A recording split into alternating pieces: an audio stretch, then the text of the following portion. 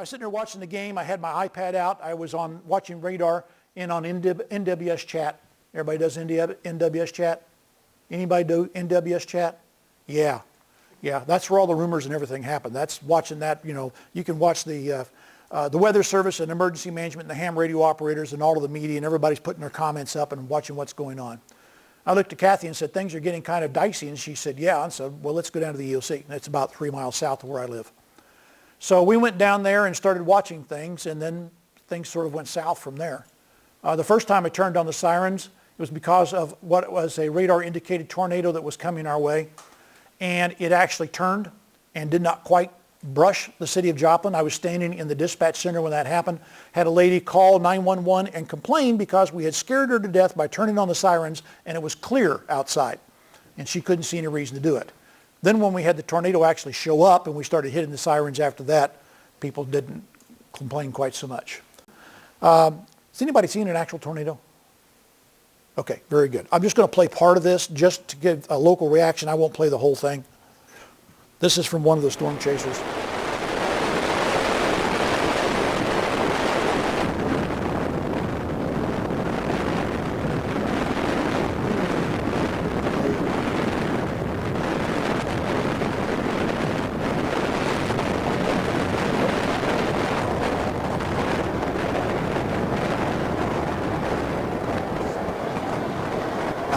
That'd be fine.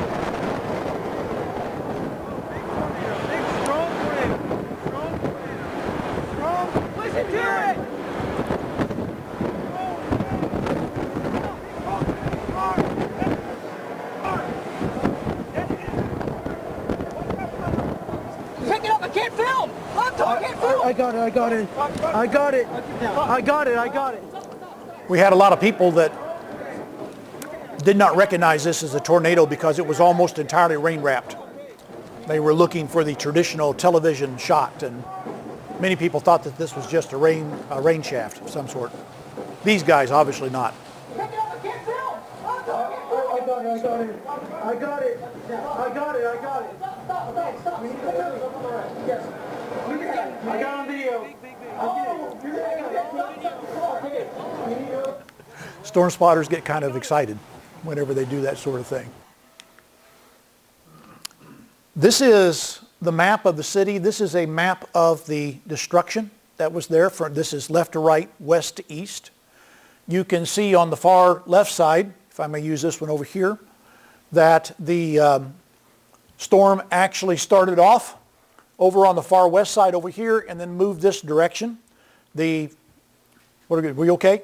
Okay, all right. We had two storms combine over on this side, and they began to spool up and form an actual funnel.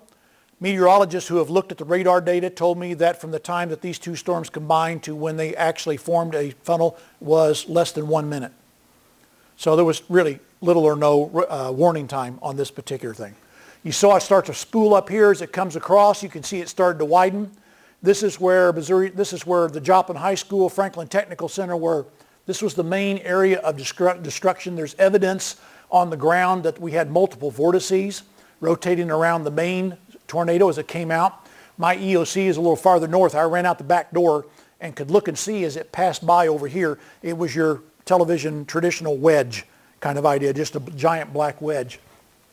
It moved west to east, took about 20 minutes to go across here, made a right-hand turn here, and then went for several miles down into Newton County, down toward Diamond, Missouri, picked up, set back down again, and ran again. Total on the ground time was about 22 miles.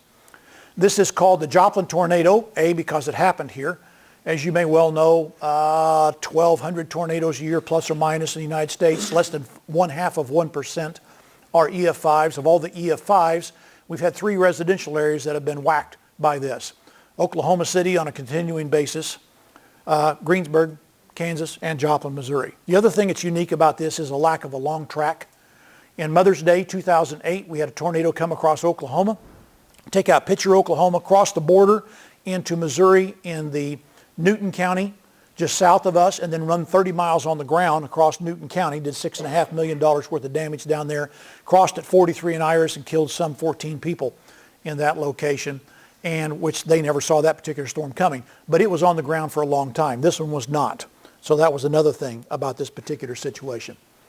This red area, the blue lines are the basic destruction. We literally had cars that would be sitting here on the road. This side would have damage and this side would not. The color coding that you see in the middle, this is what was called the Expedited Debris Removal Area, the EDR.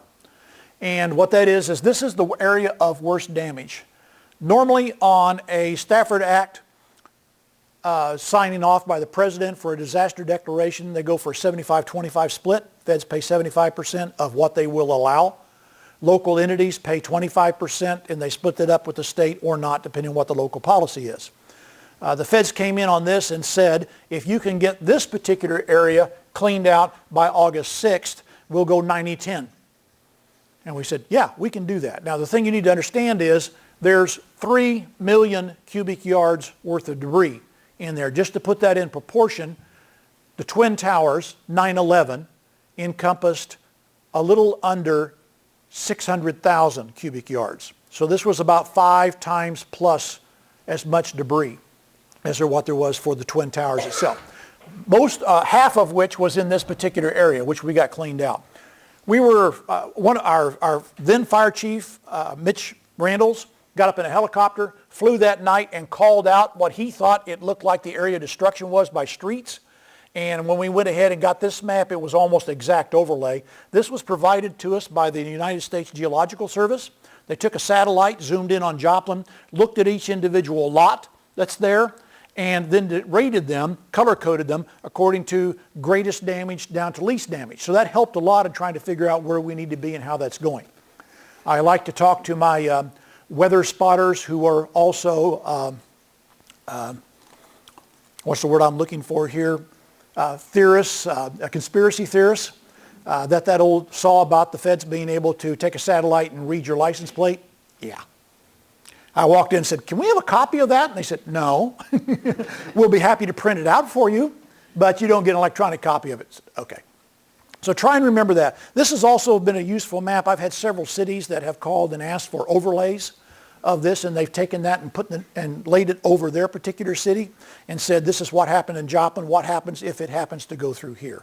For us, this was the lower third of the town in a very much older section that was there. Joplin is an old mining town.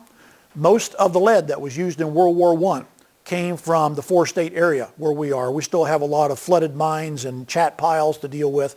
And so a lot of those houses that we had in that area were from that era. Some of them were 75 plus years old. We had city blocks that had 12, 14 plus houses on one city block, little things. When they were knocked over and we went out and looked at them, it was obvious that some of them started off with dirt floors. Not all that way. There were some really nice houses out there as well. The electrical system was antiquated. The water system was somewhat antiquated. It had all been tied onto. Not now. It's all been cleared out.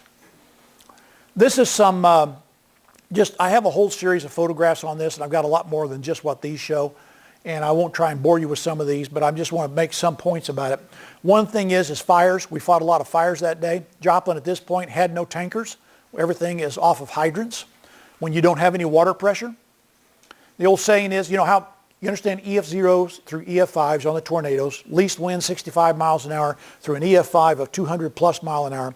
Ours was estimated to be at 205 miles an hour. One university did some testing, and that's the speed at which you can lift up a tire stop on a pavement parking lot and lift it up out of the ground. And we lost several of those at the Joplin High School. So they said it's at least 205 miles an hour. I participated in the National Weather Service assessment of the Moore, Oklahoma tornado from 2013. Went down and spent a week with them, and we looked around and looked at the processes of the Weather Service. Had a chance to speak to some people about the EF scale. For those of you that deal with the EF scale, a couple little things on the side, little dirty secrets that may go on here. Number one, at that time at least, no one's in charge of the EF scale. It's all volunteer. Those people that kind of look after it. And number two, we don't really know what that means. All we really know is what broke on the ground, but we don't really know what those wind speeds are in the air. We estimate 205 miles an hour on the ground there, but I have no idea what it was 10 meters up or 30 meters up. And we don't really have the technology to be able to figure out what those wind speeds are. A tornado is a violently rotating column of air. It's not a violently rotating column of steel. So it varies. all up and down along the way. And so we just kind of have to watch it and work with what we have. We had a lot of fires. The other thing I was going to talk about was water. On an EF4, the saying is everything's destroyed. On an EF5, everything's gone. Basically, this was what we called a smoother. It just smoothed houses off the foundation, shoved them in the streets up against other buildings. When it did that, it took the water stubs, it took the gas stubs, it took the electrical connections that were with it. The only way the water company could help keep up their water pressure for the rest of the city was turn off the valves for that entire section. Then over the next several weeks, they had to go around individually to each house, dig out the water main that was there and turn the water off. Ditto the gas, electric. A similar type situation that they had to go through. So we did a lot of tanker operations. Fortunately, those of you that are in police, fire, ambulance, health, public works, you all know you have agreements with surrounding agencies to come in and help, and they were a big help to us in doing this. This doesn't mean anything to you. This is 26th Street. St. John's Hospital would have been on the left. There was a park on the right. It's pretty easy to tell where the disaster went through. Even in Joplin today, there's no trees. Joplin's totally covered in trees. We had a Japanese film crew come out of California for filming back in Tokyo. We took them up on top of City Hall. It's about 5 floors up, and showed them back to the south. And they said, "Where, please, is the destruction?" And we said, "Any place there are no trees." And then you could clearly see the path that happened here. The thing I wanted to say is this is the next morning. That night, this road was entirely covered with trees. That entire area was covered with trees.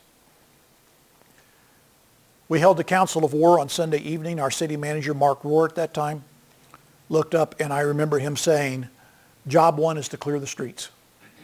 Looked at Public Works. "Why are you still standing here? Job one is to clear the streets." We were doing a presentation on this one time down in Texas.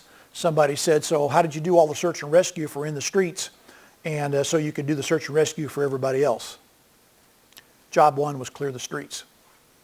Probably not the answer everybody wants to hear, but sometimes you have to do what you have to do. Another interesting thing, if you set up areas where we're going to gather, if we have a disaster on this part of town, we can go to the Lowe's parking lot. If we have a disaster over here, we can go to the Walmart parking lot or whatever and set up. When they're all covered in 10 to 12 feet worth of debris for 6 miles long and 3/4 of a mile wide, there's no parking lots to get into. So police, fire, and ambulance figured out very quickly, all they needed to do was pull up to the scene and turn on their lights. And people literally came out of the woodwork. And they would walk over and say, "I'm okay, but somebody got somebody wounded. There's a dead person over here. Can you help us get?" And we started calling in and trying to do some organization of what was going on. Power lines were down. The trees were totally stripped. The houses, the old thing about the tornadoes, we advocate, interior room, multiple walls between you and the exterior. My new next door neighbor attested to that. Kathy and I live in a housing addition on the north side. We were not affected. And about 25 people out there, 25 houses. And in the first 8 weeks after the tornado, 8 of those houses sold. We had realtors that were coming around knocking on the door. "If you'd like to sell your house, I've got somebody that will buy it sight unseen." And said, so my next door neighbors to my north sold, and the guy that moved in was himself and his 2 dogs, and I said, "How are you?" And he said, "Well, we're better now." He said when the tornado hit, he stepped into a closet with he and his 2 dogs and pulled the door shut, holding it against the wind, and when it was over, he stepped outside and all there was the closet. So I've told that story several times, and it remains to be true as well. Big box stores, we'll talk about that.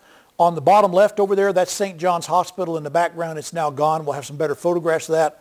Also vehicles all over the place, left and right. Flags were everywhere. Immediately everybody put out American flags. They put out flags for their home states. We saw those all over the place. Joplin Fire Department and our regional work that we had. Bottom left is a Humvee. I called for the MONG, the Missouri National Guard. We asked them to come armed. That took some conversation back and forth. And they said, "Why?" I said, "Well, we're not asking you to shoot citizens, of course. What we're asking for is an armed presence. We would like to have a law enforcement official or military official displaying about every block or every other block." Our police chief, Lane Robert, he told me that we had less than 100 instances of looting in that entire area, and most of those people were out-of-towners. They weren't ours. We had one guy drive by in an old beat-up pickup truck. He had a magnetic construction sign on the side of the truck, a hard hat, an orange vest, and 6 window unit air conditioners in the back of his truck, right? Can we see you, please? Pull him over side, talk to him, haul him off. We had scavengers that were coming up. And so the National Guard was a big help to us in that. The National Guard was a big help to us as well later on when we started to do the debris removal and pickup that happened. Just another long shot, we had a storm the following Tuesday night. I've never set off the sirens in a pre-planned situation, but the meteorologists were telling us that we were going to have winds in excess of 70 miles an hour that night. And we're thinking, great, there's building shingles, there's tin, there's all kinds of things that be flying around because property rights are still in effect. We did not declare martial law. So these people still own this property. I don't know where they went to sleep at night, but in the morning, as soon as daylight came, they would take their lawn chairs and pop them open, and they would start going through their belongings. And they were there until the sun went down. And sometimes afterwards, they'd bring in lights and family members, and they do search. And I don't blame them, trying to get exactly everything that they possibly could. So we decided that it looked like the storms were probably going to hit about 7:30 that night. The police department went out in their bullhorns, and we tried to run everybody out. We did advertisements on all 3 television stations, as well as the local radio station. They have 7 radio stations that play whatever flavor you happen to like of music, but whenever there is severe weather, they go wall to wall and simulcast on everything. So we pretty much got the word out for everybody and went ahead and sent them off that evening just to let everybody have some idea. I lost 3 sirens during the tornado. I had somebody complain to me later on that I turned one of them off during the tornado. I said, no, that was the one that disappeared. 400-pound piece of metal, I never found it. I have no idea what happened to it. The next day, the sun shines, the bird sings, and things start to get a little bit better the next couple days. One of the things that was very surreal about this was that all your landmarks are gone. You know, the service station that you always turn left at, the sign that you're used to seeing all the time that you know exactly you're on the right road, none of that was there. CNN called me up and wanted me to come out on a Tuesday morning, do an interview, told me their location. No problem. I drove right to it. They weren't there. So I pulled out my phone and typed in the GPS, and it said back up 150 feet. So I backed up 150 feet, and there they were up the hill. Apparently I was lost. The MoDOT came in and wrote the names of all the cross streets in nice big letters. I don't know who did that, if they had a stencil or what, but they had beautiful handwriting. Big letters like this. And so every cross street, they wrote it on the pavement. Interesting thing was, putting up new signs, particularly on state and federal roads, almost took an act of Congress. Probably one of the last things that we ever did was get our signs back up, because that's regulated all the way back to Jeff City and sometimes all the way back to Washington about what kind of signs you can put up, what they must look like, how big the letters are, what the reflective background is. It was kind of interesting. So we ended up with a lot of what looked like for sale signs that would have Connecticut Street on it, you know, that Jackson Street, that type of thing on them. We had cars thrown everywhere. I'll give you some more details on that. That is St. John's in the back. They, contrary to rumor, we did not have 3 vehicles on top of St. John's Hospital. Contrary to rumor, we did not miss people in the water. I'll explain that in a minute. Contrary to rumor, we did not have a refrigerated truck with 50 bodies in it that we could not identify, and were afraid of the public to say that these people were in there. That doesn't work. The rumors are just flying about things are going on. Tuscaloosa, Alabama sent a delegation up to talk to us. We asked them to come, and they came up, and they had a similar type thing. They had people that were claiming that there were bodies in the lake that's out there, and we had learned a lot. One of the things I really appreciate from our city manager was that lessons learned from other disasters that we've been through. As soon as this happened, he said, every department call your counterpart in other cities that have had this happen to them and check with them. In 2007, we had an ice storm, and where we lost power for a week. And we had a council of war in Joplin that called the similar group in Springfield, Missouri, because they had been through a similar thing 2 years prior. And we said, what did you find out? What went well? What are some things to have to avoid? So legal was calling legal departments. The then city manager of Greensburg, who had gone through that disaster, came and spoke to our city manager. I'm making phone calls as well. And we're trying to bring in some outside expertise on what's going on.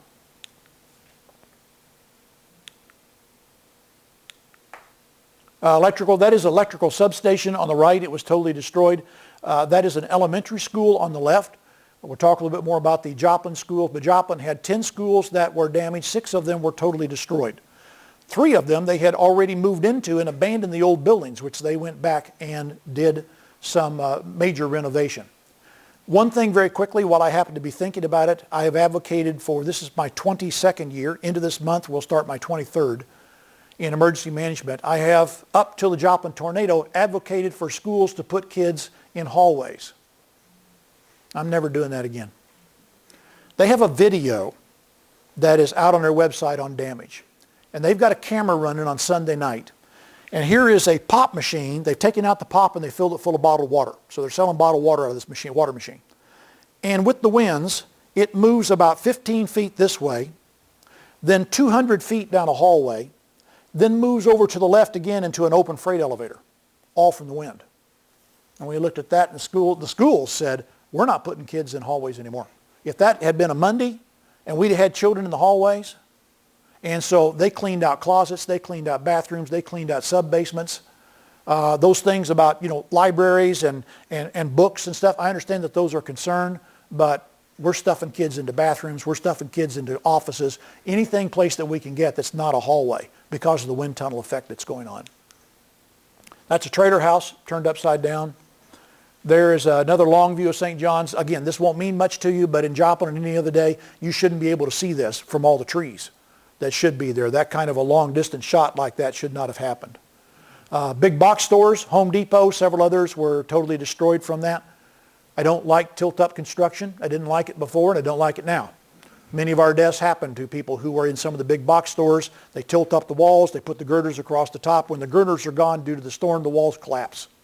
And that's all she wrote on that. Looked like the sign was still intact. The sign was still intact. Yeah, isn't that odd?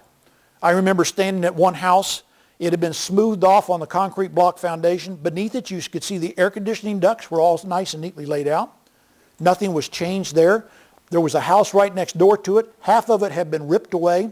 You could see the bedroom closet, and all their clothes were hanging as neat could be in that closet. With 1 inch gap like they'd put them up there so you could neatly take care of them. I have no way of explaining some of that.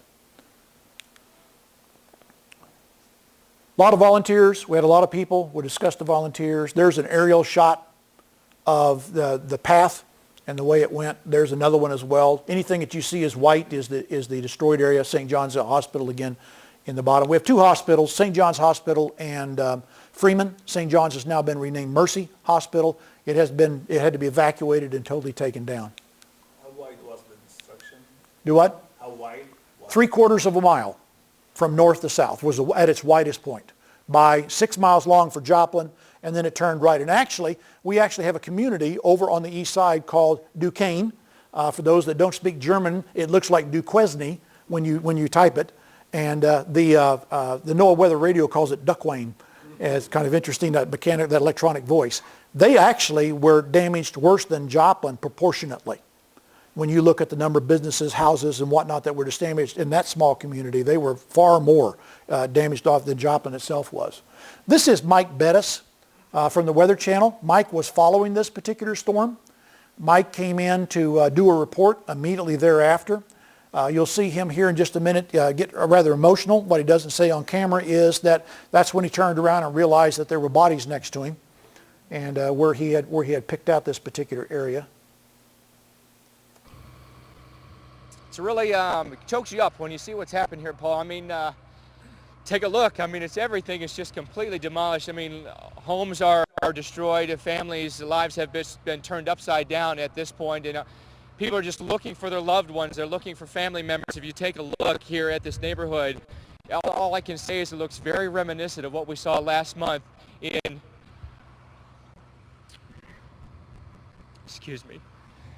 in Tuscaloosa.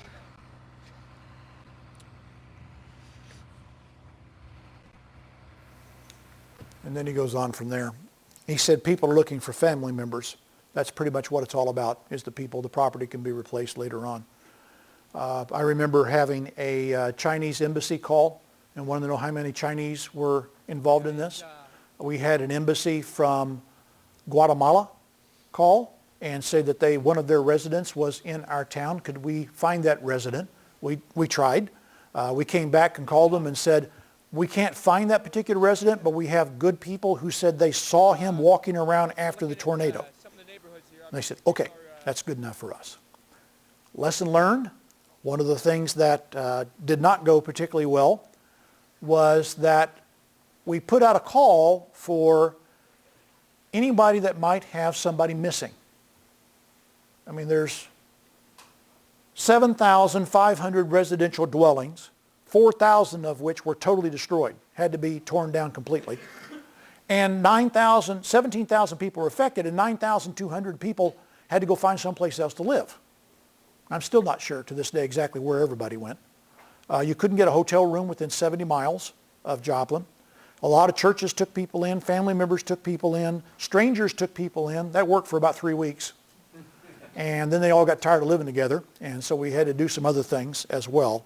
But people were continually looking for people. So we put out a notification. If you have somebody that was missing, we'd like to know about it. Perhaps we should have phrased that differently. Because somebody would call up and say, you know, I haven't seen my brother in 5 years, and he always liked Joplin. Is there any chance? Family would call up and say, and Joplin sits at about the halfway point. Truckers tell us that they fill up in Joplin on their way to California from one coast to the other. And so we had people call up and say, we have family members coming from one to the other, and they didn't show yet, and we're not really sure, and could you possibly check on that? We had a list of 1,500 people that others were saying were missing. I let myself get trapped on this. That CNN interview I told you about on Tuesday night, as I was walking out the EOC, we had a overhead projector going on. We had Twitter running. And one of the comments that was made was we have 1,500 people missing. And I happened to mention that on national television to CNN. And they all went, oh, 1,500 people. Went to the city manager, confessed my sins, said this is what I did. He said, okay, we can handle that. And he did a fine job, stood up that night and said, the number's not important. What's important here is actually the efforts that were going on. Okay. The state of Missouri, the troopers for the state of Missouri assigned 20 troopers to do nothing but track down that list of 1,500 people. And they would say, knock on your door, excuse me, sir, I'm looking for, do you have any idea? Oh, thank you very much. Mark that person off. Took weeks to go through that. So next time we'll be more specific in asking our questions. Can you prove to us that this person actually is missing? Do you have verifiable reason to believe that this person might not be in this particular area? 7,500 dwellings. One of the little off things that was kind of interesting to me was we couldn't find places to meet. You have all these disaster meetings between the agencies and the state and the feds and whatnot. We shut down court for 3 weeks so we could have their courtroom. My emergency operations center was totally filled over. Every conference room that we had, a lot of different buildings were gone and down. We had over 1,000 people injured. We don't really know how many, maybe 1,200 plus. The safety director for Freeman Hospital told me that in the first 15 minutes they saw 100 people. In the first hour they saw 600, and in 18 hours they were looking for work. It was pretty much over. The doctors from St. John's Hospital moved south across the road and a half a mile down the road to Freeman and stepped in there, and Freeman just opened their doors to them, and everybody worked on whoever they could work on. We had ambulances lined up 4 wide and 20 deep, picking up people and taking them to various locations.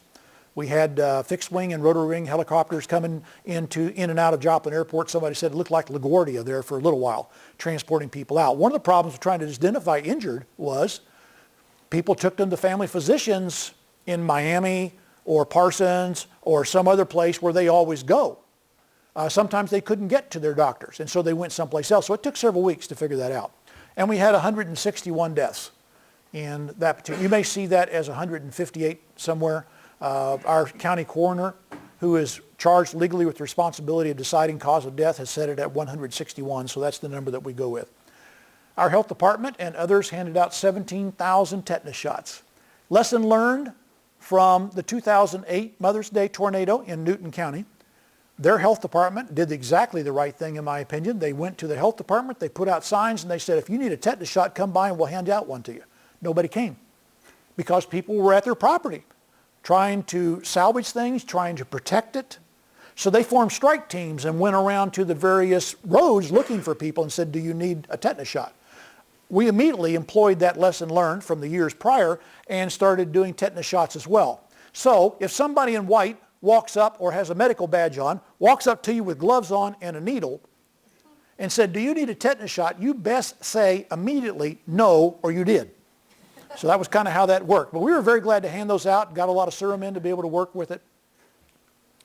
This is St. John's. That's a helicopter laying on its side with its rotors facing you, in case you have trouble figuring that out. That was kind of interesting. The hospitals used to take their rotary wing aircraft and fly them to the airport on the north end to be refueled, or when there was bad weather. The problem with that is that's extremely expensive. I don't know if you know anything about helicopters, but there's rules and regulations about part replacement and maintenance work. Every time you start one, so many times you start them, so many times you run the motor, hours of running the motor, so many times you lift off or land. It's actually cheaper to leave them right there where they are and build a second pad to let another incoming helicopter sit down and land. Not anymore. I live out in the flight path of the airport off to one side, and you can hear the helicopters come over at night, and if there's a storm, they all evacuate and head up to there. St. John's Hospital did a fine job. Their big problem right off the bat is they had debris come off the top of the roof and go into the radiators of their generators, and so they had no electricity. That was over. 5 years prior to this, I attended a disaster evacuation drill. We did the full incident command thing with the vests and set up with a surge hospital out in the parking lot. They had 50 volunteers, and they got them down the stairs and evacuated 50 people in 2 hours in the daylight with all the lights on and as much help as we needed to get it done, and did a fine job. It was a good practice. On this night, they evacuated 180 patients in an hour and a half in the dark and did a really fine job there too. One of the things I appreciate for our emergency services, police, fire, and ambulance and such, was that once all the doctors and medical people had evacuated the building, got their patients taken care of, they turned to go back in and get their stuff, and our people stood and said, no, you're not going back in. This is now a hazmat situation. All that gas that's in there, yeah, all of the electrical lines that we don't know if are charged or not, those cute little Petri dishes that they grow cultures in are now growing arms and legs. You know, the whole place becomes a hazmat situation, which is something you never really think about in terms of a hospital, but it certainly did at that point. The top couple floors, I don't know what you've heard about St. John's. It did not move off its foundation, anything like that. The top couple floors twisted a little bit, and when that happens, concrete and steel are over. It's done. This has since been entirely taken down. Temporary emergency medical shelters. I called for the MASH unit that was available. It had been set up down near Branson. The Missouri National Guard went down there and disassembled that and brought it back. It's a 60-bed surgery hospital, and Mercy immediately moved into that particular unit. I went down and toured it. It was pretty nice for something to be set up in the field, and they did a lot of work. That's Memorial Hall on the right and the bottom right. In 2007, Memorial Hall is owned by the city of Joplin. It has a basketball court, and they do venues and concerts and whatnot. But in 2007, we had an ice storm. We were without power for a week, and we set up a general population shelter in that area, in that building right there. So in 2011, when this happened, the doctors called our director of the health department, Dan Pekarik, and said, can we use that as a temporary place to do work on people? And he said, well, yeah. And they marched themselves up there and set up, and within 2 hours of having moved in, they were doing surgery on the basketball floor and used that for a few days. You do with what you can, places that you have. Infrastructure and utilities, widespread electrical outages, damaged missing distribution points, natural gas leaks everywhere. Water system was totally out of service. Landlines went down. Right after I turned on the sirens, KZRG radio called me on my cell phone. That's not unusual. Every media in the area has got my cell phone number. And they called and said, Keith, why are the sirens turning on? And I do my usual explain of what's happening and why. And they said, oh, that's I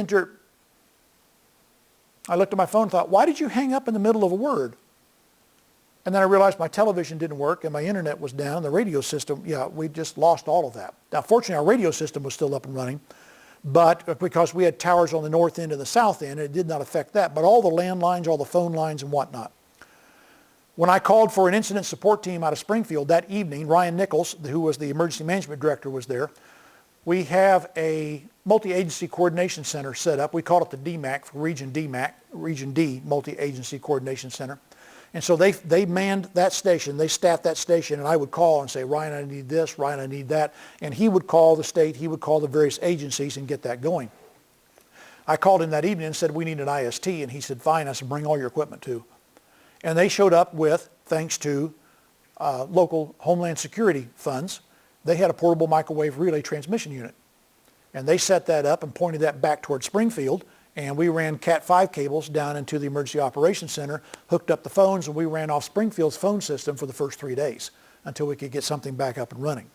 Cell phones, similar type thing. We lost about 9 cell phone towers that had about 12 to 14 different services on them, and we lost the cell phone service. I assume everybody's on board as far as bandwidth is concerned. You know, so bandwidth is like water flowing through a pipe. So this is how much bandwidth that you need to do voice and video. This is how much bandwidth you need to do voice. This is how much bandwidth you need to do texting. So we had texting. And the cell phone companies brought in COWs, communications on wheels. They set up these 30-foot towers. But a 30-foot tower is not a 300-foot tower. So it was still pretty tight for the next several days trying to communicate back and forth. Infrastructure, 95% of the primary and secondary streets were impassable. Street signs, street lights, traffic signals, they were all gone. We had 110 public works companies send us equipment and people. We have pretty much a standard agreement. You need us, call us. We will pay our people. You will feed them. You will provide fuel for them. They can stay there and work as long as they need them, but if we need them, we'll bring them back. And everybody's pretty much in agreement, so we had 110 with that. Responders and crews, 36 hours after the storm, 100% of our primary and 70% of secondary streets were cleared. It helps a lot. We had, at the end, I'll mention here, 435 different agencies that came in. When it was done, we asked for a listing of hours and expenses so that we could do payback. We had several agencies that did not turn in an hour one or an expense one. They just looked at us and said, you owe us. And we said, oh yes we do. And my city manager came up and said, yeah, we owe those people. So the next couple of years, we'd see there's a tornado in Illinois or something like that, and he'd be calling me. He said, have you called these people? Yes, I've already called them. They're not calling for anything yet, but as soon as they do, you know, and again, legal was calling legal. The city managers were calling. The health department was calling those people. Is there anything we can do? Here's my personal cell phone number. You call back and let us know. Baxter Springs had a tornado last year. Our police were patrolling their streets. And we had health department people over there. We had public works people over there for several days in a row just as payback. Search and rescue. We had 5,000 different emergency service personnel. 435 different agencies responded. We did 6 passes across the city in 5 days. One of the pieces of advice that came to us from Greensburg was, don't move too quickly into search and recovery. Stay in search and rescue until there's no reason to be in search and rescue. Our doctors are telling us chances of survival of somebody buried under the rubble is such a percent on Monday, on Tuesday it drops, on Wednesday it drops. You get down to Friday, you're down to like 5%. We found our last live person on Tuesday afternoon. And from that, we didn't find anybody that was live. We finished Operation Search on Friday night, about 7, 8 o'clock that night. That's where we stopped 24/7 operations. On Saturday, we went 7A to 7P for the next 6+ weeks, running from there. On the following Monday, we started really digging out. We would take front-end loaders and start digging out houses. We put a spotter with each of the front-end loaders that if they saw something, human remains or whatever, they were to holler and stop operations. We never found anybody. So we were very pleased that we found everyone in that first week. We did that by putting crews on the ground. We had CERT teams come in, and they worked that area. I told you particularly where it goes turned down toward Diamond, Missouri. We had people that were telling us there's got to be bodies down there. So we had CERT crews on walking that area all the way over. We took ham radio operators. They set up a station in my EOC. They embedded somebody with a portable, and that was the communications back to the EOC by ham, kept them off everybody else's area. We did get a radio call at one time saying we need an ambulance to a certain location. We have a CERT member that has been run over by a deer. Really? Said, yeah, she was searching very quietly and she spooked this deer and the deer ran over the top of her and she had a couple hoof marks on her and whatnot. But, you know, the deer got away and she seemed to be fine. And so some wag in Jeff City sent me a hand-done drawing. I now have a drawing in my office of a deer wearing a CERT vest. And so it's just, those things you thought, how can this possibly happen? I don't understand. Another thing we did was bring in dog teams. And we about 45 different teams. The dogs were exhausted. I remember we were in a conference room. They had a couple cages there. We've got, I don't know, a dozen of us. They're having a meeting at 9 o'clock at night. The dogs come in. They're in the cage. Their handler came in. She fed them. The dogs wolfed down their food, lapped up their water, looked at us and went, and just fell asleep right there on the spot. They would sometimes hide a person so that the dogs could find somebody, and that made them happen. We said, are the dogs ever wrong? And one handler said, well, that depends. You need to understand what a dog is doing. To a dog, the end of a thumb and an entire body are the same thing. So when a dog indicates, she said, you have to go up and check and see what the dog's doing. Lesson learned. We will never, ever, ever again accept a search and rescue dog that has not been certified by and can be proved with the papers that they have been certified by a recognized search and rescue agency. We had a problem with body bags. One of the police people were telling me that at any given time we'd have 8, 10, 12 body bags. Okay, what is that? Is that 8 bodies that you can't identify? Is that a part of 8 parts of one person? Is that 5? What is the deal? Our police chief ended up being the representative over to the morgue and working with that. But one of the police people were telling me that they had 8 bags there, and when they went to go back and look in the bags, one of them had a rock in it, one of them had a large mushroom in it, and all these were identified as human remains. And every one of those problems, about 7 out of those 8 problems, all came from one dog, which was not certified. But the person had convinced us that this was a dog that knew what it was doing, and she trained it herself. And okay, we appreciate the help, but that's not going to happen again in that particular area. We brought in a helicopter, and we flew every rooftop, flew every treetop. We had people that were telling us, there's got to be people in trees. There's got, you hear all these stories. We flew everything, nothing. We brought in divers, and we dove every single body of water, every stream, every swimming pool, every creek, every bottom settlement out at the water purification plant, everything that we possibly could. Yes, we did find people. We found vehicles and whatnot. But again, part of that was to make sure that we had done a clean sweep of it all. Also, part of it was to assure the public that we are trying to do everything that we know how to do. EOC ops, we set up there in the building that I'm in, is police, fire, and court. My office is in the basement. We have emergency operations center down there. We had there's the communications truck on the bottom left that's set up. We had a lot of cooking that went on. Tyson Foods came in, set up a place on the street right in front of the EOC, and they were there for 3 meals a day. Chicken for breakfast, chicken for lunch, chicken for dinner, every variation of chicken you had ever seen. It was all gratis. I walked down and pulled out my card. My name is, and they said, what can we do for you? And I said, my only request of you is serve everyone, please. I realize there's going to be some people that are going to take advantage of you, but for a while, you're not here for very long. And they said, not a problem. We have no intention of turning anybody away. I discovered that the Southern Baptists know how to cook. Oh my. We had a lady call up and she said, I'm with the Southern Baptist Disaster Group. We can feed 1,200 meals a day. Where do you need us? We can be there for 2 weeks. So we set up in their particular area as well. You have to kind of watch some of the requests that you put out. Mitch Randall's fire chief tells the story. He was standing at the Emergency Operations Center. 2 guys walked up, gave him their business card. One was from Walmart, one was from Sam's. What can we do to help? He said, man, it's hot. Everybody's thirsty. We need Gatorade. Well, how much Gatorade do you know? And he said, I'm standing there looking at my Ford pickup. And I said, oh, 2 or 3 truckloads. Next morning, 3 semis pull up. Driver got out and said, where do you want this Gatorade? Oh my, okay, we can do this.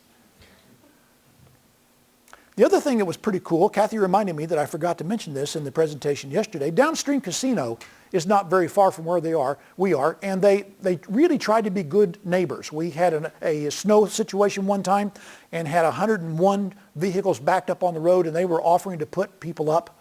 Well, when this all happened, they brought over their executive chef to our EOC. And for the first 2 weeks, he fixed breakfast, lunch, dinner, and an evening snack. I guarantee you that access cards to EOC were very, very well kept close to the heart by a lot of people for those first 2 weeks. Lots of tornado damage. We don't really know how many vehicles. The state insurance commissioner said they have claims for some 7,600 vehicles. I'm sure there were a lot that were not insured. There may be other claims that we don't know about, but at least 7,600 vehicles. All I know is that the car companies were hauling in cars, new and used, left and right. You'd see some rental place that is run down, and maybe a couple different families have gone in to rent that so as a place for them to sleep, and there'll be a brand new car sitting out front because they got the settlement on their vehicle. They had to go out. Everybody's got to have some sort of transportation, so they went out and got it. One of the things that we did was put out a call for search and rescue crews, and we had some very professional search and rescue crews that came in here from Kansas City and St. Louis. You have to kind of watch this definition on search and rescue. We also had 2 guys pull up in a pickup truck that had a rural fire department name on the back of it, and it was the 2 of them with a CB radio and a set of jaws in the back, and they said, "We're your search and rescue crew." Looked at them and said, "No, you're not."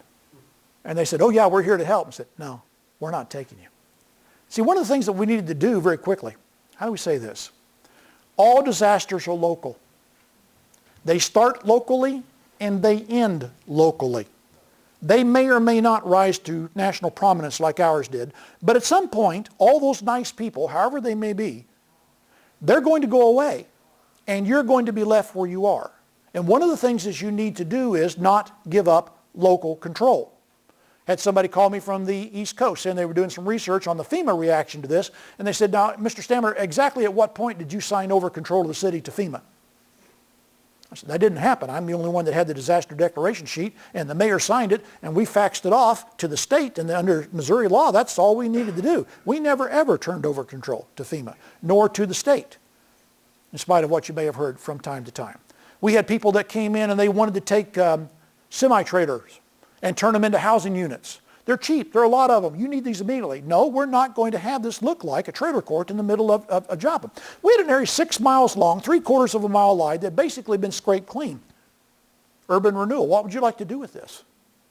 We formed a community, a committee of community members. Tell us what you want to do with this area. You want parks? You want walking bikeways? You want grocery stores? Is some of this industrial? What would you like to see here? But a lot of people, and they're good-meaning people that would come in. We had one person harangue us because we were hauling off all of this nice plastic debris that he just knew could be compressed into blocks, and the blocks could be made into a storm shelter.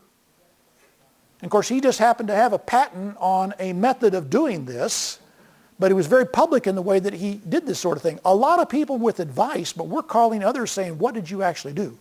And what worked for you in this particular lesson learned situation?" Not the least of which, if we did do some things, we now require in the city that all houses have hurricane clips when they're made. Everybody understand how a storm works? Blows over a house, blows over the top, creates a vacuum, pulls the roof off. When the roof is gone, the walls collapse. So if the roof stays tied down to the vertical wall, it's in pretty good shape. Hurricane clips cost $1. They're just a stamped clip that comes up at an angle, and you nail them into the verticals, you nail them into the tails of the rafters, and it helps hold them down. We decrease the spacing of the tie downs all the way around. That was there. Some very simple things that increase the wind load live load rating and increase the security of any buildings. The city did not require storm shelters to be placed in any new structure because of the expense. We had a long discussion about that. Having said that, I can tell you that storm shelters were a hot selling item even on today, the 4th anniversary of that. I didn't have a storm shelter in my house. I'm always in the EOC. Why do I need one? That's what I've done for 22 years. Kathy said, "What if I'm by myself?" I said, "Good point." So we went out and bought one and put it in the garage. Most houses that are now sold in Joplin advertise the fact that they have storm shelters. Most all apartment complexes advertise that they have storm shelters as well in their particular areas. Box stores. We had several people that were killed and injured in the box stores. They took refuge there. Some of the stores have been rebuilt back to their original specifications. Some have put shelter areas in. I've done inspections for tornado sheltering in many of them, and they are at least conscious of what they're supposed to do. Many of the businesses rebuilt very, very quickly. We had a Walgreens that went back up in 32 days. They had a truck that was carrying steel to another construction site. They diverted that truck back to Joplin. They stripped the ground where this one was, put this back up. I actually had somebody call my office one day and say, that Walgreens that's going up on Range Line? I said, yeah. And they said, don't you really think they ought to let the cement dry between the concrete blocks before they go to put the steel on top of it? I said, it's okay. We have building inspectors. Springfield sent some in. Other areas sent in building inspectors that helped us. It was a nice situation to be able to share that load with others as well. I had someone came to me one time and they said that there were some others that you hear these, I have a friend that's pregnant. I never know so exactly who's talking to me here, if it's an actual person or it really is somebody else. But they were rather upset that we did not allow heavy lifting equipment to come in emergent in order to be able to dig out the people that we knew were dead. And we said, this is still a search and rescue. We're not into search and recovery at this point. Why would you want a several-ton vehicle to go blasting down the highway with red lights and sirens when we already know what's going on? With the dogs would indicate, we'd put a guard right there, and we move on because we were still looking for the living. Apartment complexes, we lost several people in apartment complexes. One on the left, before, after, bottom, the one on the left, before and after. Plaza Apartments as well. There's the Joplin High School. They did an outstanding job. May I say this again? They did an outstanding job. Dr. C.J. Huff, the superintendent of schools, still there, came into my EOC that Sunday night. He said, Keith, what do you need? And I said, we need school buses. He said, I have school buses. And so they got buses to help us do transportation of volunteers and getting people moved out of the area. The next morning, I don't remember what he told us, 3, 4 o'clock in the morning, they're having a council of war amongst the school leaders. And he stood up and said, we're going to have school. It will open. I was on school board in Oswego, Kansas for 8 years, Unified School District 504. And if you've ever been on school board, like at that time we had 55% of our students were on free and reduced lunch. If they wanted a jacket, they got it there. They got 2 meals a day. Some of them, that was the only meals that they got. They did not get beat on. They did not get kicked because they were in a very safe environment. So when Dr. Huff stood up and said, our students will have school, that it was a great comfort to parents, to students, and whatnot. Another thing that was very nice is they had a very good call-down tree in their communication efforts. So when we had people missing, we went to the schools and said, can you find your people? They said, oh yeah. And so they started doing texting and emailing and cell phone calling, and they could account for all of their students and all their families, and gave us, said, and here's the ones that are listing, here's the one that we know are passed, here's the ones that we know are injured, and where we think they probably are in terms of medical care. So that helped a lot. They had 10 buildings, 6 of which were totally destroyed, unusable, and have just now opened up the last school for rebuilding, the efforts that they're making. The city we lost 2 fire stations, one of which was the crew was already out on a fire call. The other one, the crew was in the building. People came in and knocked on the door. They let them inside. They went to an interior room, multiple walls between them and the exterior, and then all they heard was the building collapse around them, crushed the engine that was sitting in the truck bay, and then but they all survived. 3 fire trucks, senior citizen center, 5 parks and the aquatic center, our trolley system, curbs, streets, sidewalks, lights, signs, emergency sirens, communications antennas, the usual list of stuff. Tuscaloosa, Alabama, they lost their emergency operations center and their main center of government when that went through. So in that context, we were lucky when that happened. Interestingly enough, in trying to coordinate all of this, in the first 36 hours, it's absolute pandemonium. We found out on Monday morning that there was a second EOC operating on the opposite end of the city right off the interstate. News to us. But some people had come in off the interstate. They stood up. They decided that we must be trashed. And they started directing resources, grabbing resources as they came off the interstate. You go here, you go there. So we had to send some people down and say, we have an EOC. Oh, okay, we didn't know. Bring the EOC back up. Who did that? Who did what? I'm not sure exactly who all those people were. Some things I ask about and some things I don't. I've been public information officer for the Joplin Fire Department ever since I've been here. I'm too old, fat, and lazy to do firefighting anymore, but I still like the smell of the smoke. But I've learned that on the scene there are certain things that you ask about and certain things that you don't. And so I really don't know who did that. But I do have it on good authority to happen because I talked to people that did, that went down and talked to them. Sometimes you pre-plan for gathering areas. We had Lowe's parking lot was picked out in our plan on the south end of town. If we have a disaster down there, they can meet there. One of our city officials went to the ambulance service that had set up a staging area there on Sunday night and said, you guys have got to move. And they said, why? He said, because tomorrow morning at daylight, anybody that can is going to come to Lowe's and they're going to buy every piece of lumber and plywood and plastic that they can possibly find, and you won't get an ambulance off this lot to save your soul. I said, good point.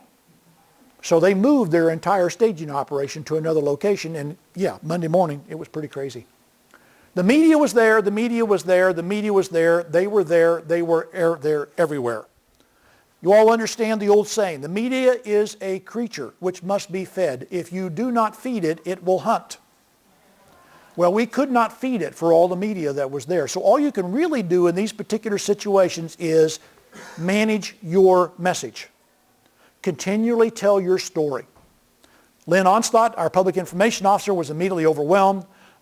We had several people come in from the feds, from the state, from the highway patrol, and other surrounding cities. We formed a JIC, Joint Information Center, and set up a media area, and so that they could do, which was basically rumor control and management of our message. Every morning, Lynn would go down to KZRG radio, and she'd spend 2 hours doing talk radio. They say, we're up on Facebook, and we heard that. And she said, no, that's not true. Well, it says here that that's only partially true. Can you tell us what happened with? Yes, I can tell you what happened with this particular area. We put out messages on radio. We put out messages on Facebook. We put out messages on internet. Anything Twitter, whatever, anything we possibly could do in order to get the word out. The newspaper, well, you can't deliver newspapers to addresses that no longer exist. But they did the next best thing. They set up distribution boxes in the area. And so not only did they put their newspapers out there, and they just said, come get them. You know, they're out there for the information. We also had pamphlets and handouts, and we put those in the boxes as well, because the residents were still out there in their particular area. There were I was amazed at the number of local, national, and international news agencies that showed up. I talked to Sky News out of Britain on more than one occasion. Talked to the Huffington Post, did some online work with them. The major media people were coming in. You needed this. We needed this because we needed the exposure. I'll explain why in just a minute. There's some random guy that they found to do news stuff. And FEMA and SEMA response, the state was there almost immediately. Federal government was there overnight. Anybody work with AmeriCorps? Anybody work with AmeriCorps? Oh, we love AmeriCorps. Actually they work with the Forestry Service, if I remember right, don't they? And they've done work for them, at least, in their particular area. They're very good about coming in, young people, and working with their hands and helping with cleanup, but they're also good at volunteer management. We used them in 2007, and we just loved them. If you know anything about AmeriCorps, the kids tend to march to, shall we say, a different drummer in looks and wear and whatnot, but they got really good hearts, and they did fine, and they like pizza, so we could pretty much feed them. So Sunday night, when we knew we needed more volunteer help, Bruce had already called me from St. Louis and said, I just saw, we're coming. I said, okay. So I hung up, and somebody that night said, we need more help. Where's the hippies? I said, oh, you mean AmeriCorps? Yes, they're coming. And so they came to help out as well. We had a lot of good people. As you know, when you deal with the state, you get resources to come in. When you deal with the federal government, you get reimbursement, is basically where those two big divisions happen. Corps of Engineers came in and oversaw our debris removal in that expedited debris area. The state provided the Missouri National Guard to come in and help work with them, and so that helped a lot. At one point, we had 200 trucks in one area that was picking up debris. We filled up 3 landfills with nothing but debris. We had the bright idea one morning that we were just going to cordon off the entire area, 6 miles long, 3/4 a mile wide. You have to have a pass come in. When 9,200 plus people want back in their residence, they're going to get into their residence. And we finally said, well, that was a bad idea. So we finally just started patrolling the area. One of our concerns, though, was safety of individuals when those big old trucks start to roll down the road and pick up the debris that we've set off on the curbside. So we did a rolling blockade. We'd block off 6 blocks and let them clean that out. Then they'd move the barriers for another 6 blocks and let them clean that out and roll through that way.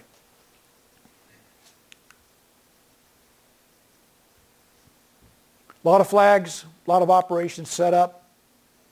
A lot of people helping. I appreciate everybody that wore their shirts. We had church clubs, private organizations that came in with their identifiers that were on. That was really nice. 3 million cubic yards of debris. We removed, I saw that, 1.5 million. And property owners and volunteers removed the other 1.5 million that was out there. Tornado debris on the left before and on the right. Pretty well got that taken care of. FEMA temporary housing. Where do these people go live? We don't want them to go away. We don't want to lose population. We've been building up the city for decades. Now this thing comes along. Carl Junction, Webb City, Carthage, Sarcoxy, all the other towns around that abut us and are very close, they filled up immediately with every rental property they had was filled up. People were buying tracts of land so that they could build houses on, but they weren't within the city. Now, city doesn't live off property tax. We live off sales tax, but even still, we didn't want these people to leave. So one of the things that FEMA did was they offered to set up temporary homes, okay? Yeah. They wouldn't call them trailers. That was a lesson learned in Katrina. Another lesson learned in Katrina was they never put a trailer on private property. They went to public operations, to businesses, and contracted. We had some, 586 families in 15 different locations.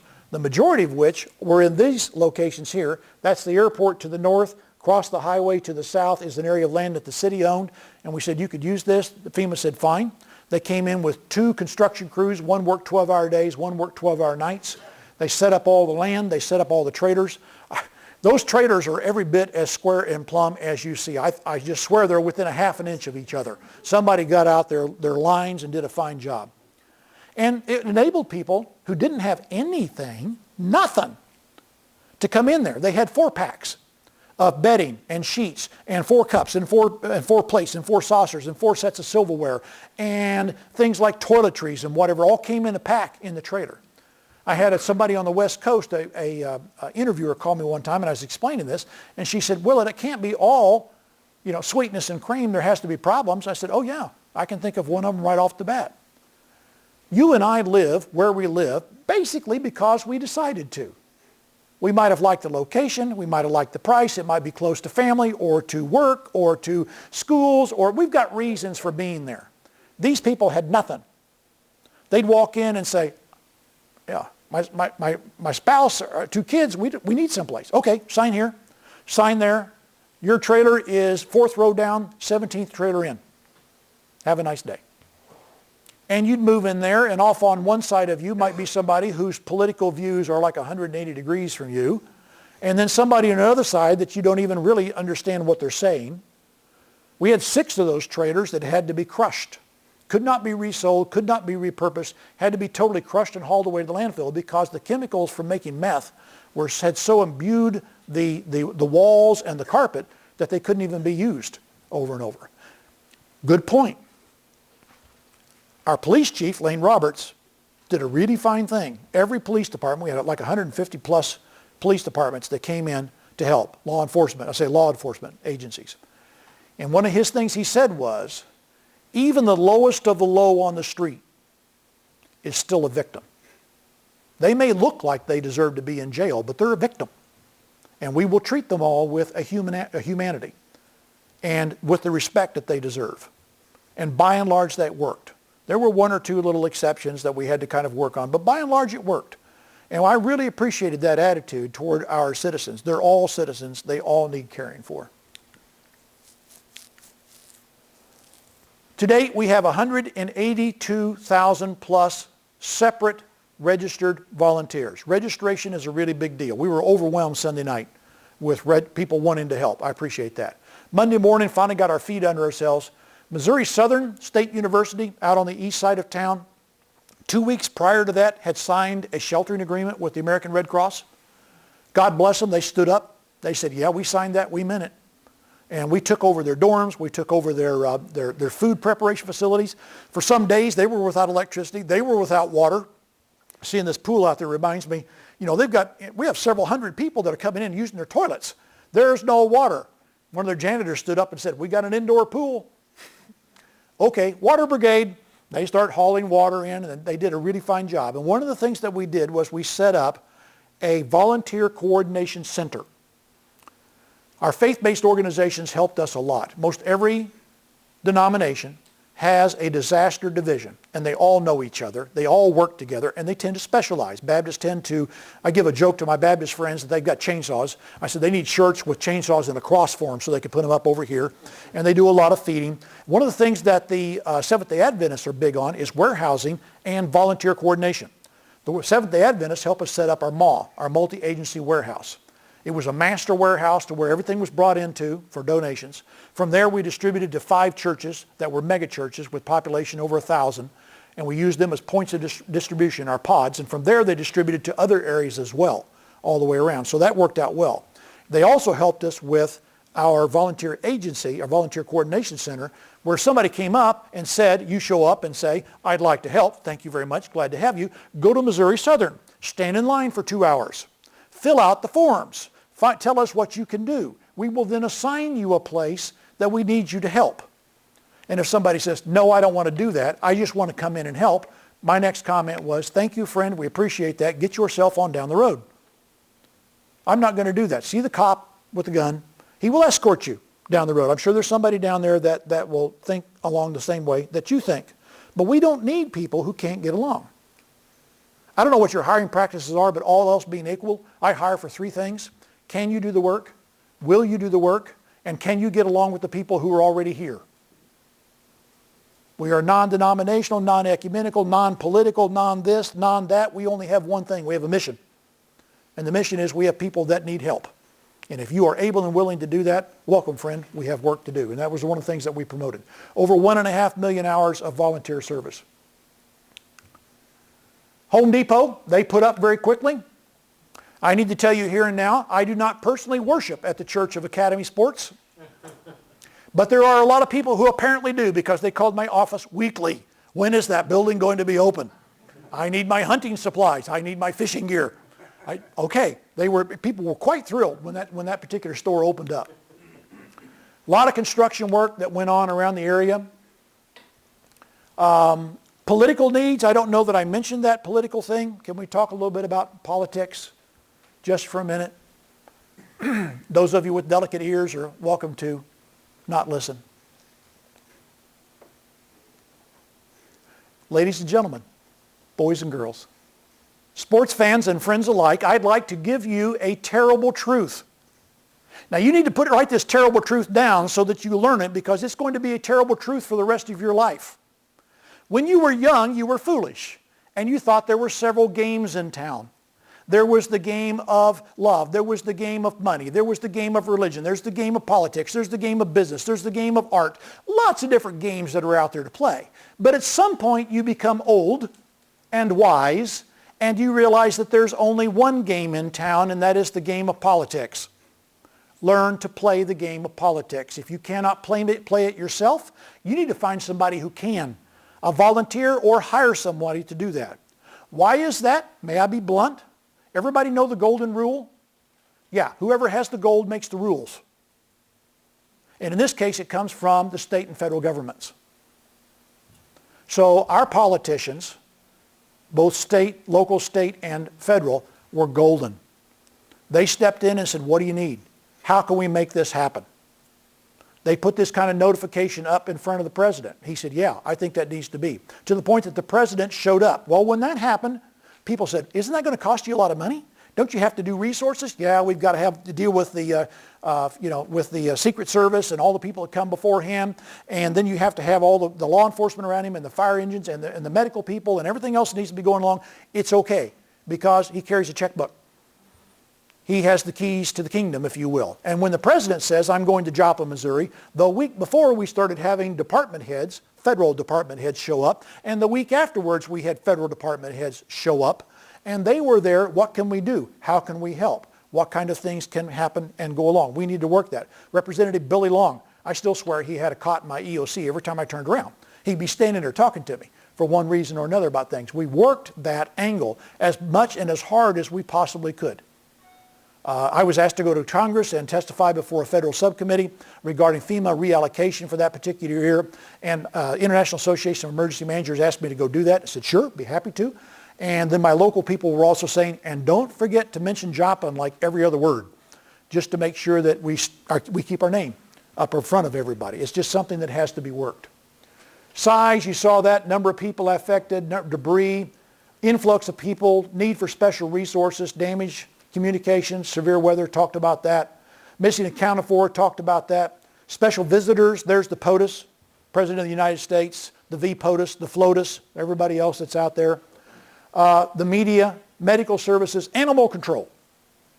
Our animal control did a fine job. The Joplin Health Department works with the local ASPCA. They handle maybe 500 animals a month on any given time. They had maybe 1,500 animals at this time. It varied up and down on strays. Those apartment complexes that I showed you, we had people staying in those apartment complexes. I still think to this day that every one of them had a cat. The animal control people would go out with cat cages and put them out at night. They said, when you flash the flashlight, you just see eyes looking back at you. And they caught domestic and feral cats. I said, what's the difference between a domestic cat and a feral cat? They said it's real simple. When you're in the cage, you stick your finger in the cage. The domestic cat will come over and rub up against you. The feral cat will bite you. So no, how nice to know. Interesting, and we heard from some of the animal shelter people in surrounding cities. They had local residents that were going to Joplin, picking up any animal on the street that they could find, poor thing is obviously a stray, and taking it back to their home city, to the animal shelter there.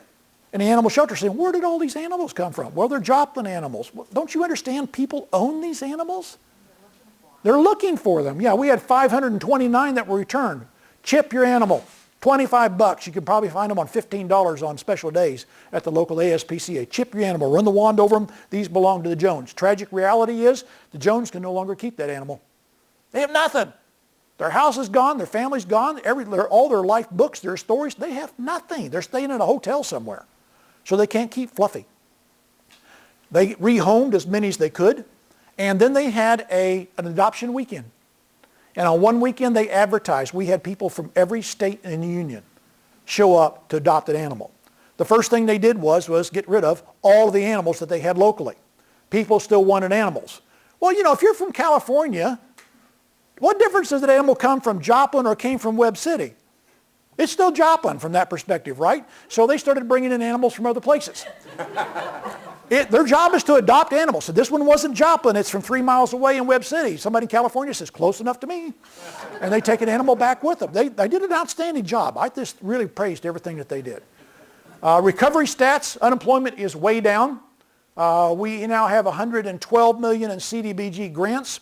Again, the problem with that is somebody said, well, why don't we use that and repair the streets? Well, the problem with that is here, I'd be happy to give you a $20 bill, but I'm going to hold on to it until I find out that you are doing it for exactly what I want you to do it, when you do it, how you're going to do it, and I'm going to come back in 3 years and I'm going to audit everything that you do. Everybody understands that any federal allotments in excess of $500,000 automatically allows the federal government to come back in up to 3 years afterward, do a complete audit on everything you did, and if they then currently don't like the decisions that were made even by their own people from 3 years prior, they can make you change it or pay them back. Okay? So that's part of how that works. Mercy Hospital, between the temporary, semi-permanent, and permanent facility that they put up, has spent almost $1 billion in building a new hospital that is built to withstand 250 mile an hour winds. The glass has been tested to 250 miles an hour. Their generators are underground. They have storm shelters all throughout the area. They've got this figured out. About 90% of the damaged dwellings have been permitted. We're never going to get back the same number of dwellings we had before. Like I said, we might have 12, 14 on the same block. Realtors came in and they bought a block and then to re-subdivide it. That's kind of interesting. Not everything goes back the same way it did before. The neighborhood that you bought into 30 years ago no longer exists. Your friends are gone, your family's gone, the trees are gone, those buildings aren't there anymore. And so if you go back in Joplin and you look at certain areas, it kind of looks like a housing plat that had not been thought out very well. One house here, 4 over there, 1 here, 1 there. How did a log cabin get in the middle of all these houses? Literally. Yeah, how did that happen? I go drive by and I look at that and I say, that's interesting kind of thing. So it's going to take some time for people to recover. Plus, Joplin has more rental than it has home ownership, percentage-wise. So we're building a lot of low and moderate income rental housing. That takes a long time. There's a lot of state and federal, particularly federal regulations on those type of things. Joplin schools, the cost of this at this point by federal government standards are, everybody all totaled, somewhere in the neighborhood of $2.8 billion for all of this. We had the Joplin Citizens Advisory Committee that I talked to you about, the CART, that came in with a 45-page booklet. They surveyed the citizens twice. Here's some things we'd like to see, some stuff that we'd like to have happen. We had a long-term recovery committee. We had a standing COAD, Community Organizations Active in Disaster, since the 2003 tornadoes that came through. And so when that happened, they used to meet quarterly.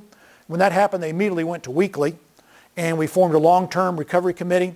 We had at one point 80 different organizations represented by 120 different people on that, and they would take many of the funds that were being contributed and labor efforts that were being contributed, and they would make that decision about who gets what, which houses are being built, where we're going to do repair work. They just now shut that operation down not too long ago. We've now collapsed back down to the COAD after 4 years. We have quarterly meetings. We're meeting every other month. And we still have a few $1,000s for distribution for people that still have some problems out there. And then we've got a University Medical Bioscience that's going to take over the semi-permanent building that that Mercy Hospital has abandoned, and they're going to turn that into a teaching school. It's all about the people and who they are and what they're about. That's a long-lost cat. She found that cat after several days. She was quite thrilled. Some things that we did succeeding-wise, we had clear goals, objectives. One of the things that we did well was incident action plans. Every morning at 7 o'clock, we had worked all night long on planning. We had an incident action plan. Here are our goals for cleanup today. Here's where the locations are. Here's where the food will be. Here's all the cell phone numbers. Here's the radio numbers. Here's the EMS situation. Here's a weather map. National Weather Service brought in an embedded meteorologist, Kelly Hooper, from down south, and he would stand up at 7A and he would give a report, and again at 7P when we did that report as well. Anything that we could think of, we'd have agencies come in and say, well, how come I didn't know anything about this? I said, well, we invited you, but you didn't show up. Maybe you'd like to be the one tomorrow morning and stand up and give your announcements. And so we used that as communication. It went well doing that. What went badly, not badly, but what we could have done better was we only handed out about 50 copies of the IAP. What we should have done was made up like 150 or 200 copies of the IAP so that any police officer that's standing on a corner for 8 hours would have had a copy of that incident action plan and saying, oh yeah, here am I and this is what I'm supposed to be doing, and we need food, who do I call for food, and have all that communication that was there. We will expand that out a little bit the next time. Pre-established relationships, you all know the old saying, the disaster scene is not the place to exchange business cards. We want to see your face ahead of time. We do 5 to 9 disaster drills a year of varying types. It just so happened that we had participated in a 4-hour full-scale emergency operation activation for the New Madrid Fault exercise that had happened on the Wednesday before. So that helped a lot in people being able to get there. In the first 72 hours, no one came into my EOC, department head or agency head, whom I did not already know. Now after that, they started swapping out. But the first ones were people that we'd already worked with, had already been there. Accountability was who are you? What are you doing? Can you prove that this is actually being done? Financial stuff, actual physical stuff. We have an inventory of. How do you know that that inventory is actually there? The IRS sent us 3 people. And they said, we were asked to come in by the IRS. We would like to be able to offer you a valuation on all of your donated goods. Score! Here's the warehouses. And we didn't see them again until they turned in the sheets that were out there on there. But they helped go through things and count stuff. Okay. Before the disaster, 3 quick things: collaboration, planning, and exercise. Yes, ma'am. Something before you. Yeah. What did you do to control, or did you, all of the, I call them the locusts that follow FEMA money, and they come in and Oh my. they rip off all of your residents? Yeah. That, I mean, in the Yeah. 2002 ice storm, that was the hardest part of recovery, was dealing with all the residents who'd been ripped off. It was tough. It was tough. I had a guy, I don't know, second day, I looked over and there's a guy got a table in my EOC and he's sitting right next to the logs. I said, what are you doing? He said, well, logistics needs something. They pass it over to me and I get it for him. Who are you? Well, he's a contractor. And he's set up in my EOC. I said, you need to leave. No, I'm here to help. Thank you, officers of blue. I went and found the biggest guy I could find. Brought him over and said, would you please escort this guy outside? He said, but I have a right to be here. Well, yeah, he was overcharging us 5 times what I could buy it for anyplace else. Well, our people know how to handle this. That wasn't too hard. We sicked the detectives on him. They went and talked to him and said, oh, this is really interesting. They just turned him over to the IRS. And we haven't heard about that since then.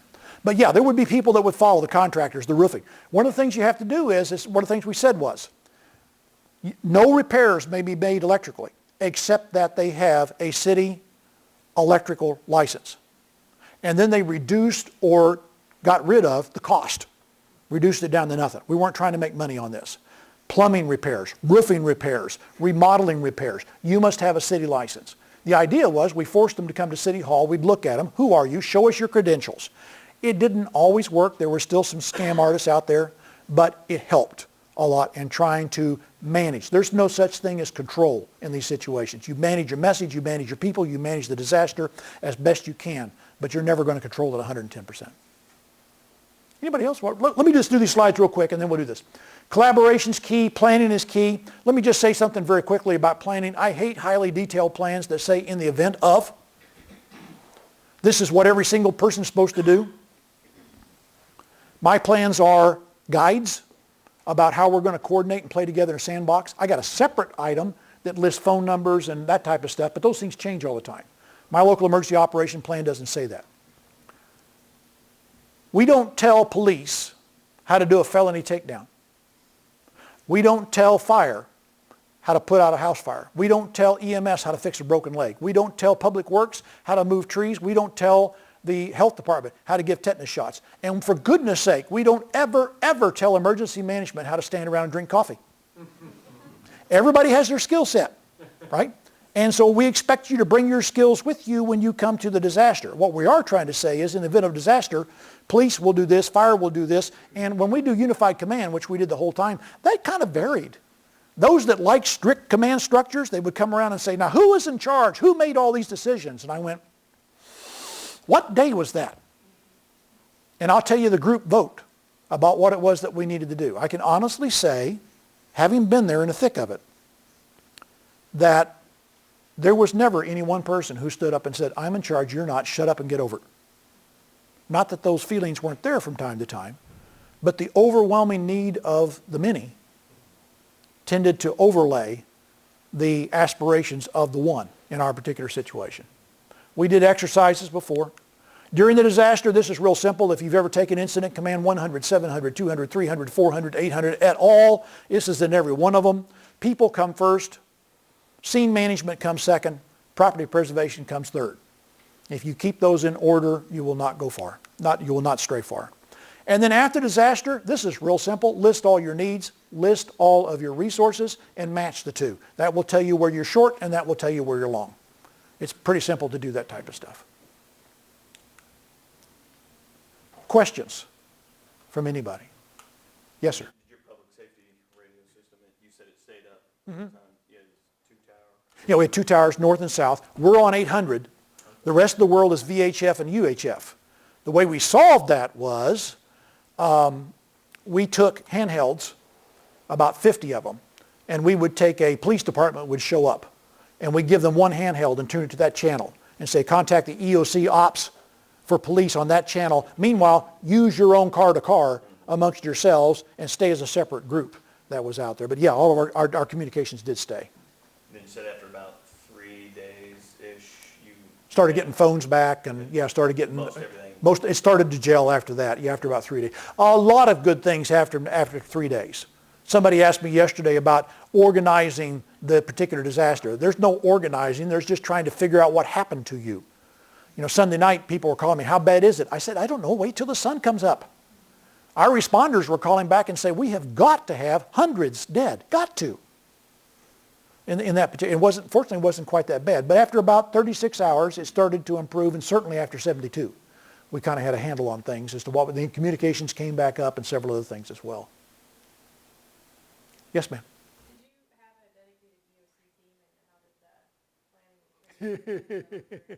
Yeah, I had a dedicated EOC team. We never used them. Let's see, the finance director was stuck in Dallas, trying to desperately get a plane. We actually had a business person who was offering us a jet to get down there and fly her back up for that when the airlines finally came back due to weather. My number 2 that I always use over in the health department is how to qualify this. His house was struck, so he spent his time. My PIO out of the police department, his house was struck. He just stepped up on it. He said he came up out of the basement, got his radio. I don't remember his number. You know, City 260, I'm out of service. And that was over. We had people that were in the field. Police are going to the field. Fire, everybody else is out in trying to work that in the field. So I called for an IST out of Springfield. That was my dedicated team. And Ryan Nichols and the whole group that came in, they set up for planning, logistics, operations, finance, and admin. We had operations in hand. We did the operations, but they did the other 3 functions that were set up as well. We had a PIO that did that. We had a liaison to NGOs that worked with that. We used Debbie Mead. At that time, she was with the American Red Cross and knew everybody and his proverbial dog, and just as nice and strong. One of those iron fists in a glove, in a velvet glove kind of people.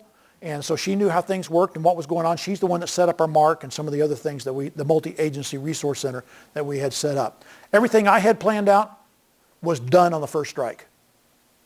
And so that's the thing is we already had the resources, fortunately, that were there, and we're able to call them in. The IST stayed for 11 days straight. Well, that depends on who you talk to. She wanted to know how the coordination between the EOC and the field went. One of the things we tried to do was realize that ops ran the field. EOC supported ops. We dealt with them, and then we dealt with the politicos. We dealt with all the other stuff that was happening out there. Our job was to support them in whatever way, shape, and form we could. Everything I've heard from in the field, from when I went out and looked at things and to see how things were going, it seemed to go fairly well. I could not find any major disasters. I've had people kind of sidle up to me a little bit, look at me, nudge, nudge, wink, wink, hey, what? How did it really go? Tell us the dirt. And all I can really say is this: the one thing that we did wrong was we didn't prepare for a disaster for which we were totally overwhelmed. Every army is fully prepared to fight the previous battle. We do disaster drills for little tornadoes and hazmat and shooter events and robberies and whatever needs to be done, stuff that happens all the day just because of command and coordination. If I had walked into a disaster planning committee meeting with a totally all-inclusive $2.8 billion catastrophic strike in Joplin, they would have laughed me out because that doesn't happen. So but we tried to adjust. And that's what we did for adjustment. All those best laid plans of mice and men off go astray, and that's exactly what happened in that particular situation. The neat thing about it is that with the department heads all having been involved in EOC ops before, at least they had gone through 100, 700, and 2, 3, and 4, that they had a concept of the terminology. I remember I had a police lieutenant that went through 400. He was glad to go through 400. He looked at me and he said, I hope to God I never have to do this before I retire. Well, 2 years before he retired, this happened. And he walked in, he looked at me and he said, who's the IC? I said, yes! we have an organizational structure. That's good to hear. Who else? Couple things on the sheets. Do we have handouts? Yes. Okay. People didn't already pick them up. They're back here at the table. Okay, there's one that's a fact sheet. Feel free to read through that. It reads back to front. If you can go back into time all the way back to the first. The other's a set of lessons learned. If I can make a comment here off a couple of those things. One of them is this. There was a still small voice in the back of my head that talked to me solid for 2 weeks. And that still small voice said these words: your job is not to do the work, but rather to see that the work gets done. Some lady from HR was working phones. Keith, I got to go to the restroom. Can you do this? Sure. I sat down. I'm answering the phone. I'm thinking, why am I answering phones? I'm no use to the organization when I'm sitting here answering phones. Not that it was a bad thing to do. So I went and grabbed somebody else and set them there. And I never sat back down there before. One morning, we had 3 senior police officers of the three law enforcement organizations that were in the EOC, their job was to run police ops for that day. One of them came to me and said, Keith, we need you to attend our meeting. I said, why? He said, well, we have a request for 8 more officers. We don't know if that's 8 officers for 8 hours, 8 officers for 12 hours, 16 or 24, how this is going to work, and then they got to be fed, and they got to be housed, and we have to find locations for it. I said, what do you want me to do? And he said, I want you to come and sit in our meeting and tell us what to do. And I thought, if I do this, I own police ops until this is over. So I looked at him and I said, friend, if you guys can't figure this out, we're in dire straits. And he kind of looked at me and he blinked, never said a word, and turned around and walked back into the meeting. And by my watch, it took them about an hour, and they got that figured out. And so this thing of my job is not to do the work, but rather to see that the work gets done. Somebody said, what did you do the entire time you were there? I said, people would show up and say, I need to know about, and I'd take them by the hand and walk them over to somebody and say, you two need to talk to each other. Well, I need to meet so-and-so. Talk to this person over here. She has all that information. She's the one you need to talk to. Representative so how nice to see you. Thank you for, let's give you the tour. I need 3 people that can give the representative a tour of the disaster area. Put them out there and let them do that sort of. It's putting resources with needs. That's all I did for that entire time that was there. Who else? Yes, sir. When you have a disaster that's running right to the heart of your city, like so many of your staff are impacted. Yes. How did you deal with that, that emotional, that personal impact to people's lives in the course of this? The stress, the immediate impact, the ongoing stress.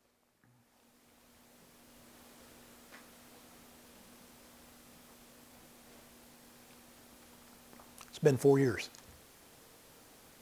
It's tough. Post-traumatic stress is a fact of life. I've been to counseling twice. It didn't help any that 6 weeks after the tornado, both my parents were killed in a car wreck. So we had that to deal with. Take off a week, go bury them, clean out their apartment, and come back to work. My story's not alone. There were people that lost family members. There were people that lost good friends. There were people that saw things that they should never have to see in all of their career and do things that they should never have to do. We have chaplains. And we brought the chaplains in. The chaplains brought in chaplains. Ozark Mental Health brought in mental health people. The state came in. The federal people came in. We set up post-traumatic stress debriefing areas for response personnel. The city brought in I remember one time we had a big meeting sponsored by our insurer.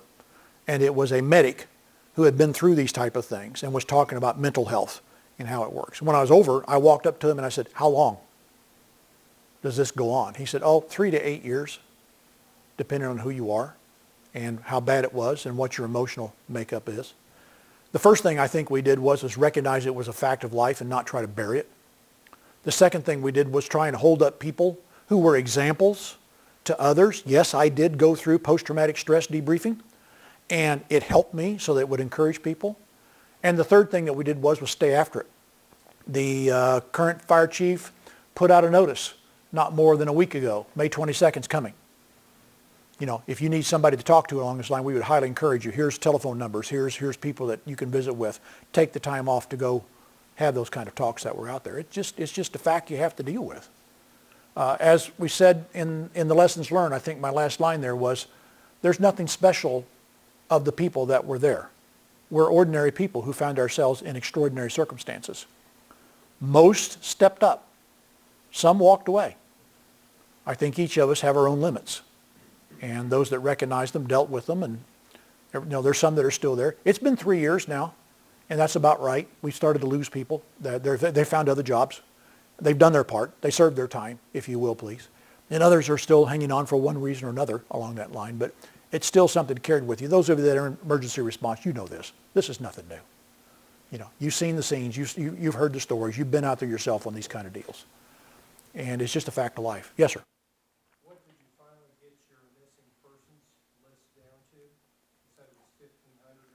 It got down to 1,500, it got down to half that, it got down to about 220, and it finally got down to where they were able to mark off the last person.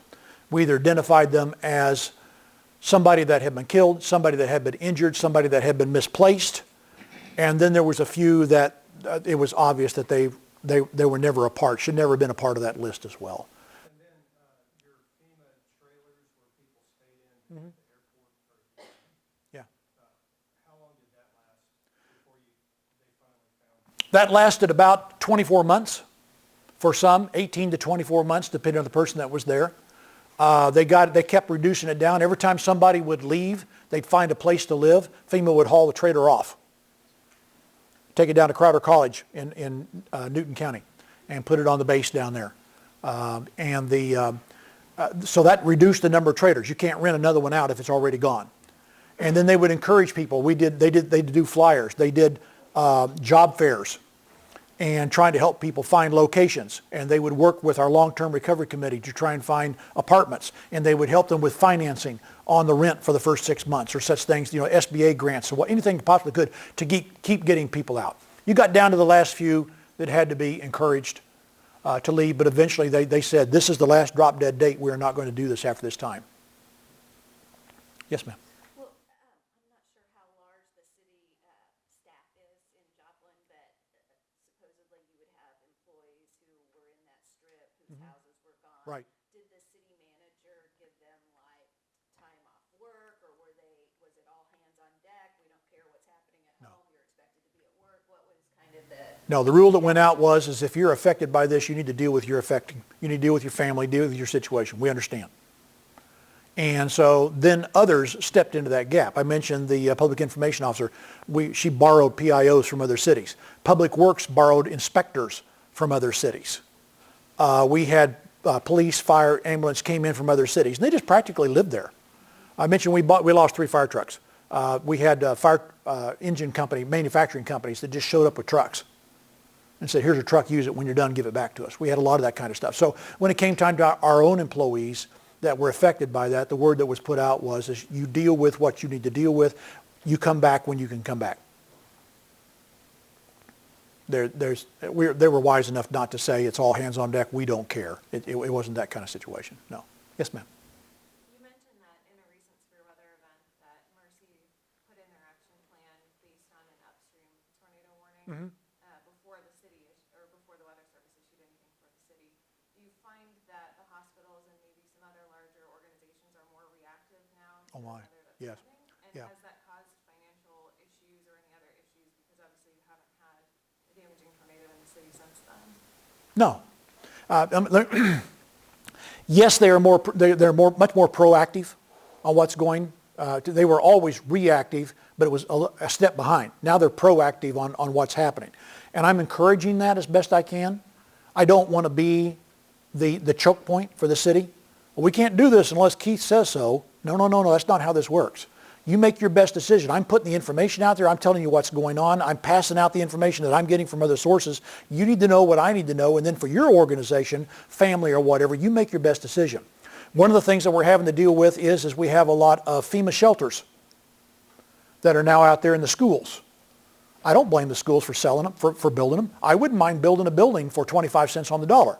And the government pays 75. But again, the golden rule, FEMA says if you build a shelter for the public at 75 cents on the dollar for federal money, you will open it as a public shelter for anybody that happens to be there and anyone within a half-mile walking radius of that shelter. What we're trying to do is teach people that I've gone back and looked. For all the events that we've had since the last 10 years I've been here, I looked and calculated from where that tornado was or that high wind event when the warning was issued by the Weather Service, direction of travel, speed of travel, how long it would take to intersect the city of Joplin. 10 minutes. In that 10 minutes, you have to receive the warning, understand it, believe it, seek other information and see what's out there. Sorry, personalize. You have to understand. Get this straight. You have to receive the warning. You have to understand it. You have to believe it. You have to personalize it.